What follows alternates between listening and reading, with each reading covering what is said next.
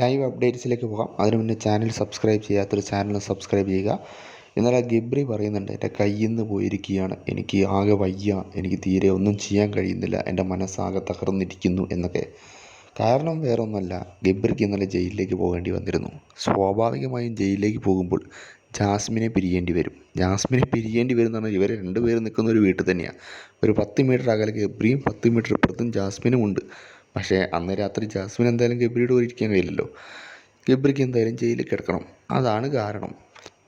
അത്രമാത്രം ഒരു വീട്ടിൽ രണ്ടുപേരും നിന്നിട്ട് പോലും ഗബ്രിക്ക് ജാസ്മിനെ മിസ്സ് ചെയ്യുന്നു എന്നാണ് ഗബ്രി പറയുന്നത്. ഗബ്രി അവിടെ എന്തിനാണ് പോയത്? ഗെയിം കളിക്കാനല്ലേ.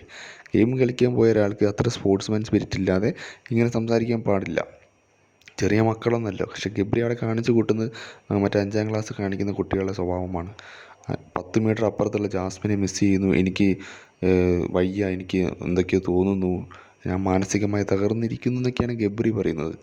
ഇനി എന്തായാലും കണ്ടറിയാം. ഇന്ന് വൈൽഡ് കാർഡും കൂടി ഇങ്ങോട്ട് കയറുമ്പോൾ രണ്ടാളും അടിച്ച് പിരിയുമോ, അതോ ഗബ്രി ഇനി ജാസ്മിൻ്റെ പിന്നാലെ തന്നെ നടക്കുന്ന ഒരവസ്ഥ വരുമോ എന്നൊക്കെ കണ്ടറിയാം.